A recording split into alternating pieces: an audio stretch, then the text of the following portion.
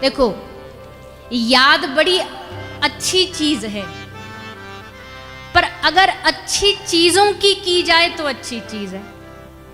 कई लोग बस बैठे बैठे अपने जो बुरे समय, पुराना समय, गलत समय, उसकी याद करते रहते। किसी ने उनको गलत बोल दिया, गलत कह दिया, कुछ हो गया, उसी की याद चलती रहती है, उसी का स्मरण चलता रहता है 24 घंटे। वो बैठेंगे और वही चल रहा है, वही ड्रिल चलती जा रही है दिमाग में। पर वही याद जब अच्छी बन जाती है, वही याद जब भगवान की भक्ति बन जाती है, भगवान की कथा सुनने गए थे ऐसा हुआ था, वृंदावन गए थे ऐसा हुआ था, उस संत से मिलने गए थे हम तब ऐसा हुआ था, उधर कथा में हम जाकर के हमने ये चीज सीखी थी, ये याद जब हमारे दिमाग में चलने लग जाए तो समझ लेना कथा केवल 7 दिन की नहीं, आपके जीवन में 7 दिन के बाद भी ये कथा ऐसे ही निरंतर चलती रहेगी, क्योंकि उसकी याद चलती रहेगी, उसका स्मरण चलता रहेगा। और संसार में आपका शरीर कहाँ है उससे मतलब नहीं है, आपकी याद फिलहाल कहाँ है, आपका स्मरण कहाँ है अभी, आपका मन कहाँ है अभी, आप उसी जगह पर माने जाओगे। अब शरीर बैठा है कथा में और मन कहीं किसी दूसरे विषयों में उलझा हुआ है। एक महापुरुष दृष्टांत देते हैं कि एक बार 2 बड़े ब्राह्मण विप्र कहीं किसी नगर से गुजर के जा रहे थे। तो जैसे नगर से गुजर के जा रहे हैं तो रात्रि हो गई, तो सोने का मन में विचार आया कि कहीं विश्राम कर लेते हैं। तो कहाँ विश्राम करें, जैसे गए तो उनको एक दिया जलता दिखा, तो दिया जलता दिखा तो एक बोला कि भैया एक काम करो यहीं रुक जाते हैं। पर जैसे वो वहाँ गए तो पता चला कि वो घर जो दिए से जगमगा रहा था वो शहर की वारंगना का घर था, वैश्या का। तो एक बोला कि अरे राम राम राम, ची ची ची, हम नहीं रुकेंगे यहाँ पर, हम तो कोई बढ़िया सा मंदिर आश्रम ढूंढेंगे वहां पर रुकेंगे। उस दूसरे ने कहा भैया कोई बात नहीं, हमको इससे लेना देना क्या, एक कमरा अलग बनाए, हम उसमें चुपचाप रात भर रहेंगे, अपना भजन करेंगे, सुबह होते ही अपना झोली उठा के डंडा उठा के चले जाएंगे। बोले ना ना ना, हमारा तो पूरा धर्म कर्म सब नष्ट हो जाएगा, हम तो मंदिर ही ढूंढेंगे, वहीं रुकेंगे, तू रुक यहाँ पे। तो कह करके वो उसे वहीं छोड़ करके एक मंदिर ढूंढता ढूंढता चला गया। आगे गांव में उसे मंदिर मिल गया, मंदिर में जाकर के वो पूरी रात रुका।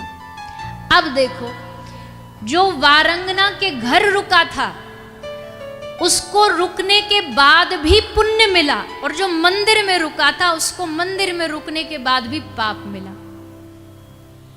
बताओ कैसे, बोलो बोलो कैसे।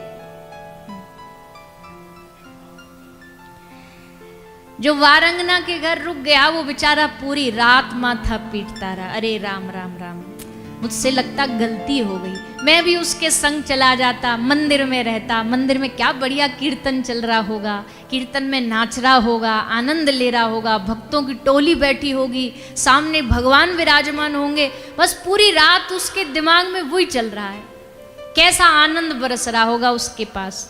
और जो मंदिर वाला वो बैठा बैठा वहां सोच रहा, अरे गलती कर दी हमने तो, मंदिर आ करके हम भी उसकी तरह वहीं रुक जाते, कितना बढ़िया वहाँ कोई महफिल जमी होगी, कोई गीत गाए जा रहे होंगे और सब लोग आ रहे होंगे, कितना मजा ले रहा होगा, उसको बड़ा सुख मिल रहा होगा। वो बैठा मंदिर में, पर उसकी स्मृति में यही है कि वहां उसको क्या सुख मिल रहा है। और ये बैठा एक वैश्या के घर है, पर उसके हृदय में ठाकुर जी की पूरा चित्रण चल रहा है।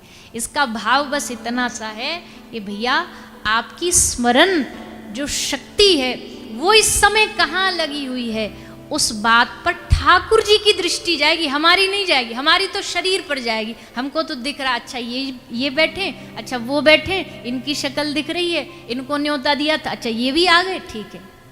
हमें शरीर दिख रहे हैं, पर भगवान को हमारा मन दिख रहा है। हमें तन दिख रहे हैं, ठाकुर जी को हमारा मन दिख रहा है कि मन से कहाँ बैठा है। कई लोग तन से आ गए दिल्ली छोड़ करके यहाँ लोनावाला, पर मन अभी भी वही होगा।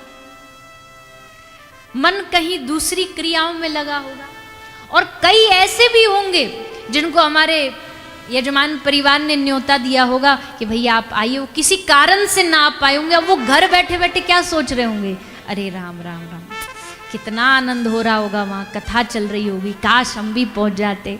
हम कहते हैं कि गारंटी तो शपथ खा के तो नहीं बोलते, पर हाँ जितना हमने जाना समझा महापुरुषों की कृपा से उतना कह सकते कि उसको घर बैठे बैठे भी यहाँ बैठ करके कथा सुनने का फल प्राप्त हो रहा होगा, क्योंकि उसके हृदय में ये भाव है कि भैया वहाँ आकाश हम होते, हम भी आनंद लेते। मोबाइल पे देख रहे हैं, टीवी यूट्यूब पे देख रहे हैं, अच्छा यहाँ हम ही बैठे होते तो कितना आनंद आता।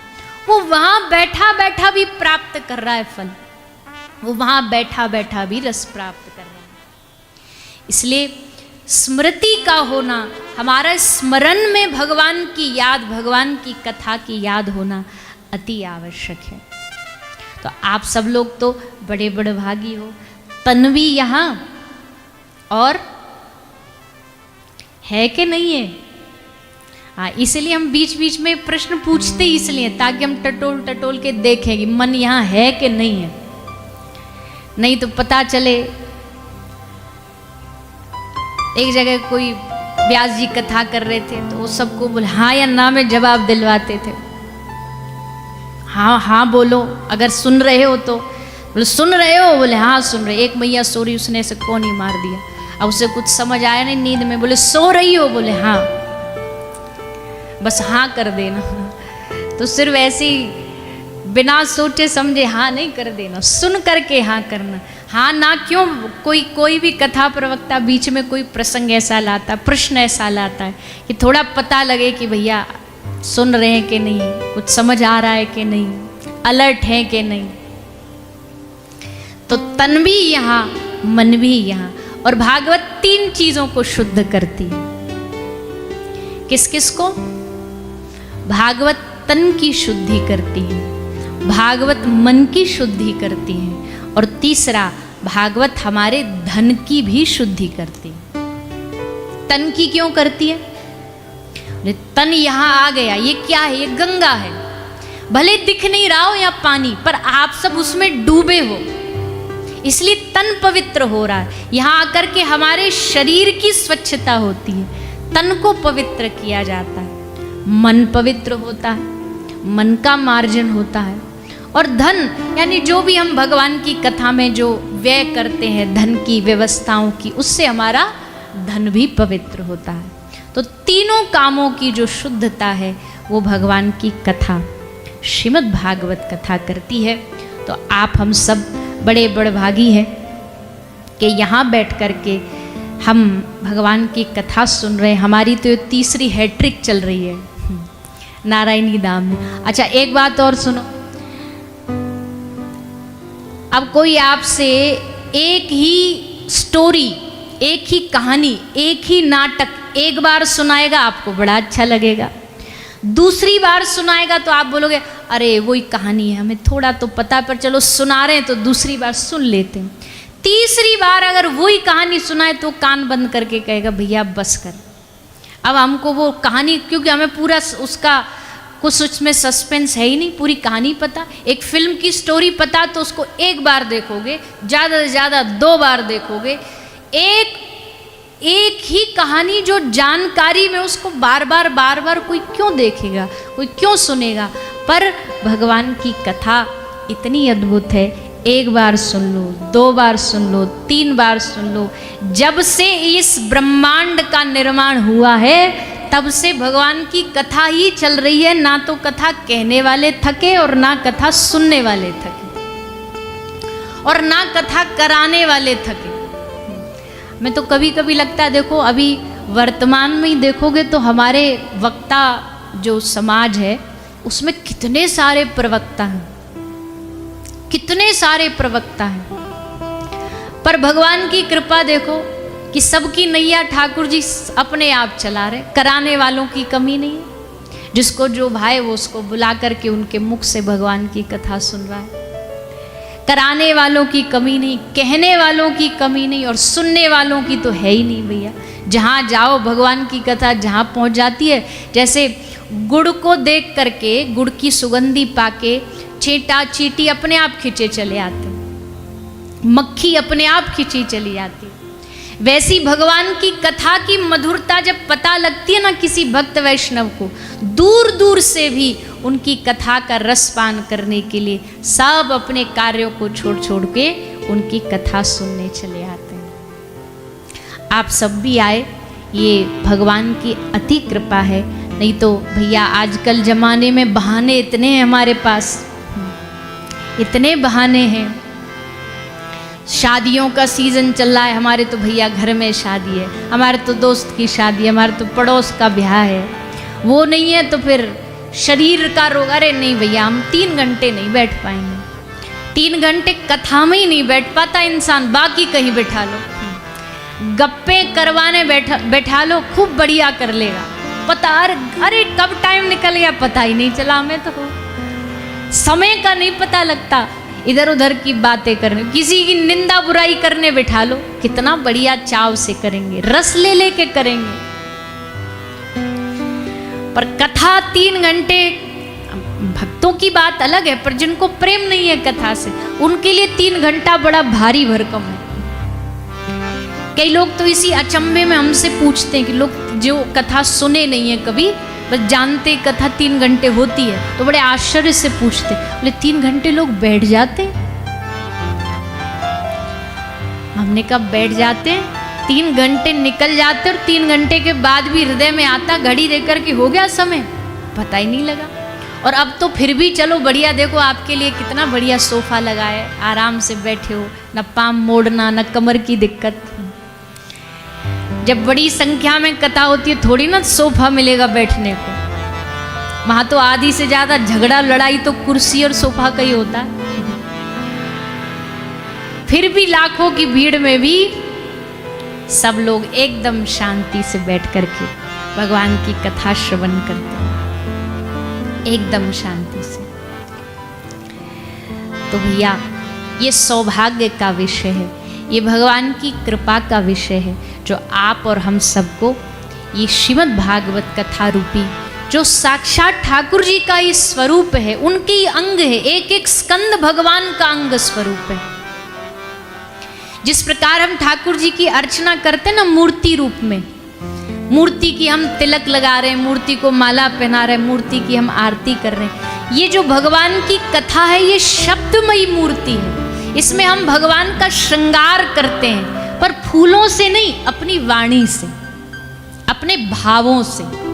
वक्ता अपने भाव से भागवत जी के माध्यम से श्रृंगार करता है, मन में विचार करता है ऐसा क्या सुनाऊं, ऐसा क्या बोलूं जो ठाकुर जी की कथा सबको और प्रिय लगे। कथा का जो आयोजक होता है वो सोचता है ऐसी क्या बढ़िया मंच बनाऊं, ऐसा क्या यहाँ व्यवस्था अच्छी कराऊं, सबको आनंद आए। वो अपने भाव से सेवा कर रहा है, और जो सुनने वाले हैं वो सुन करके, गा करके, नाच करके, आनंद ले करके वो अपने भाव से ठाकुर जी का श्रृंगार करते हैं। कथा एक प्रकार का, मैयाओं को ये बात अच्छी लगेगी, पर ये कथा एक प्रकार का ब्यूटी पार्लर है, एक प्रकार का यहाँ हमारे अपने आप का भी हम श्रृंगार करते हैं। भक्ति एक श्रृंगार है। भक्तमाल जी में श्री नावादास जी ने पूरा वर्णन किया, एक बड़ा लंबा प्रसंग है कि भक्ति का श्रृंगार क्या क्या है। कान के कुंडल क्या है, हाथ का कंगन क्या है, नाक की नथिया क्या है, ये सब वर्णन किया है भक्ति महारानी। तो कथा एक प्रकार का हमारा श्रृंगार है। पर देखो 2 प्रकार के श्रृंगार होते, एक श्रृंगार जिससे दुनिया रीझती है, बाहिक श्रृंगार, एक होता है हमारे आंतरिक मन का श्रृंगार, और वो तो दुनिया में कोई दुनिया का ब्यूटी पार्लर कर नहीं सकता, पर बाहर से ही लेपा पूती कर सकते हैं। कोई भीतर से थोड़ी ना हमें सुंदर बना सकता है। भीतर से सुंदर बनाने का अगर कोई मेकअप है, पार्लर है, तो भगवान की कथा है। तो आप हम सब यहाँ अपने मन को भगवान से जोड़ने के लिए, अपने चित्त को भगवान से जोड़ने के लिए, अपने मन में भगवान को वास कराने के लिए यहाँ पर आए हैं। और यही उद्देश्य लेकर के कथा श्रवण करिएगा। क्योंकि बहुत सारे लोग होते हैं कथा सुनने के उद्देश्य अलग अलग लेके आते हैं। कोई आया है कि सुना है कि भाई कथा सुनने से स्वर्ग मिल जाता है, कोई आया मुक्ति मिल जाती है, कोई आया कि चलो कुछ भी नहीं कम से कम फोटो में दिख ही जाएंगे, इतना ही बहुत है। कई इसलिए आए कि भैया मित्तल जी ने इनविटेशन कार्ड पहुंचाया तो मुंह दिखाने को तो आना ही पड़ेगा, नहीं तो बुरा मान जाएंगे, बोला हमने कार्ड दिया तुम आए ही नहीं। कोई इस उद्देश्य से भी आ सकता है। पर सच्चा श्रोता कौन? जिसका एक ही उद्देश्य है, मैं कथा सुनूं और कथा सुन करके मेरे हृदय में भगवान के प्रति प्रेम बढ़ जाए। ऐसा उद्देश्य लेकर के जो भगवान की कथा में आता है, भगवान की कृपा उस पर विशेष होती। मांगने वाले खाली न लौटे, मिली जो खैरात वो बात न पूछो। इनकी कृपा तो इनकी कृपा है, इनकी कृपा की बात न पूछो। भगवान की कृपा, संसार में कोई उस कृपा का वर्णन नहीं कर सकता है। ठाकुर जी की कृपा ऐसी है, इनकी कृपा की बात न पूछो। तो ये कृपा ही तो है, ये कृपा ही है जो आप यहाँ बैठे हो, भगवान की कथा सुन रहे हो। नहीं तो संसार में और भी अलग अलग विषय हैं जहाँ जाया जा सकता है, पर आपके पांव किसी गलत जगह न जाके अगर भगवान की कथा में आए हैं तो इसका मतलब ठाकुर जी आप पर प्रसन्न हैं, उनने आप पर कृपा करी है, तब आप यहाँ आए। उस कृपा में डूबे रहिए, उस कृपा का अनुभव करिए।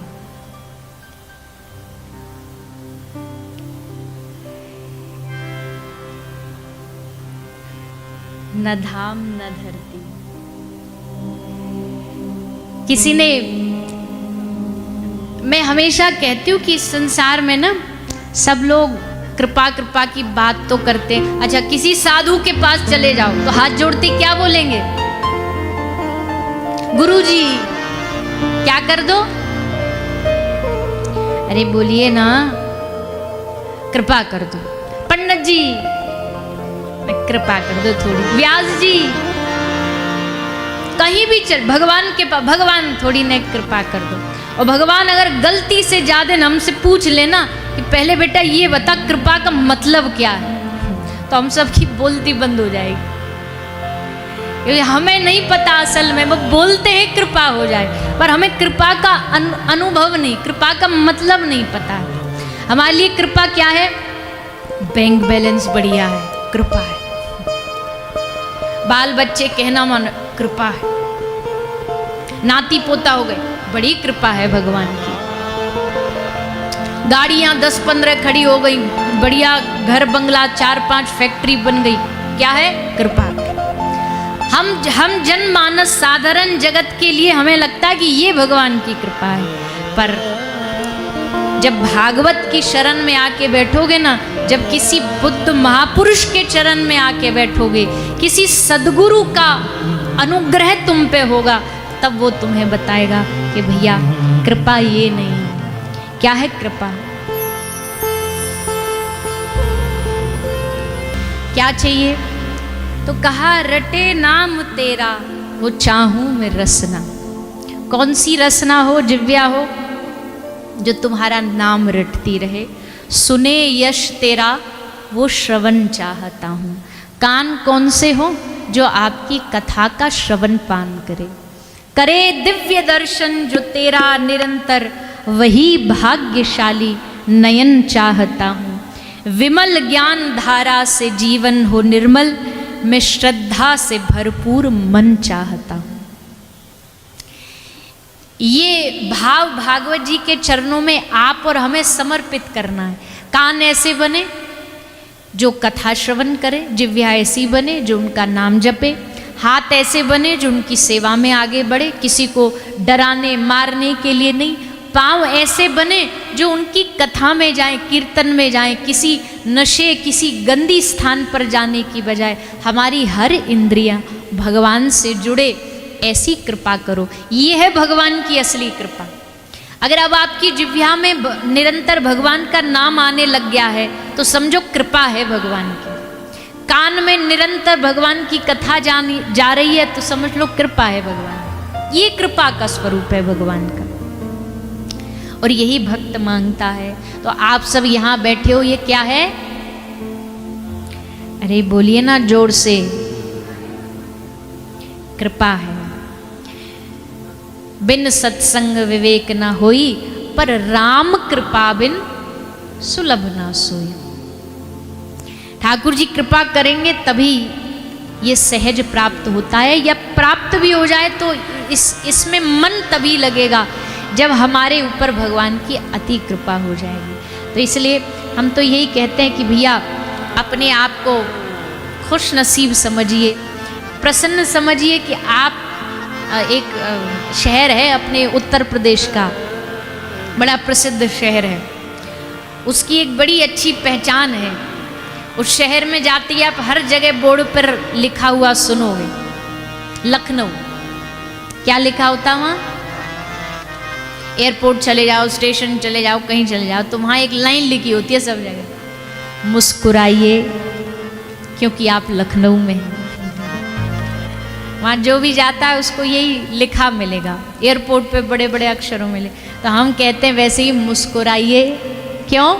क्योंकि आप भगवान की कथा में, भगवान की कथा में बैठ करके यहाँ मुस्कुराइए। बाकी तो सब जगह बस मुस्कुराहट छीनी जाती है, दी नहीं जाती। यहाँ मुस्कुराहट दी जाती है। भगवान की कथा हमारी मुस्कुराहट को लौटाती है। भगवान की कथा हमारे टूटे हुए विश्वास को लौटाती है। भगवान की कथा हमारे खोए हुए धैर्य को लौटाती है। भगवान की कथा हमारे निराश हुए मन को फिर से मनोबल प्राप्त कराती है। ऐसी भगवान की कथा है, ऐसी भगवान की वांगमयी मूर्ति। अच्छा, कथा में भी कथा तो बहुत हो सकती है, राम कथा, देवी कथा, ये कथा, वो कथा, पर श्रीमद् भागवत कथा को सबका सार इसलिए कहा गया है क्योंकि जीवन में सबसे ज़्यादा आवश्यक होता है कि हमारे भीतर भगवान की भक्ति कैसे पैदा हो, और भक्ति देने वाला ग्रंथ ही सबसे श्रेष्ठ और उत्तम माना जाता है। तो भागवत जी भक्ति प्रदान करने वाला ग्रंथ है। ऐसी भागवत जी हम सबको प्राप्त हुई है। आप हम सब इसका रसपान कर रहे हैं। आज पहला दिन, प्रथम दिन भागवत जी का महत्व चर्चा करते हुए, भागवत जी की महिमा की चर्चा करते हुए श्री भागवत जी का महत्व सुनाया गया है, उसकी चर्चा सुनाई गई है। भागवत के महत्व का आरंभ होता है, प्रथम श्लोक भागवत जी का गाया गया है। आप सब भी बड़े भाव और श्रद्धा से हाथ जोड़ करके भागवत के प्रथम श्लोक का सभी लोग पाठ करेंगे। सभी हाथ जोड़ लेंगे और सभी पीछे पीछे बोल। सच्चिदानंद रूपाय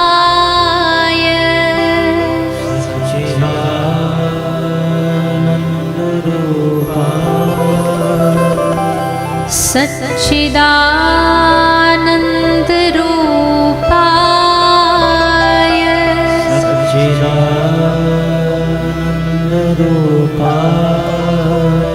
विश्वोत्पत्त्यादि हेतवे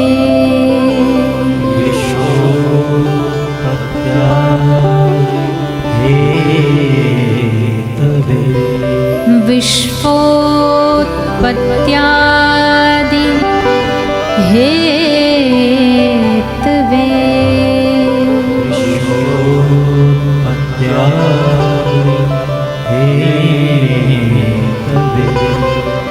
तापत्रय विनाशाय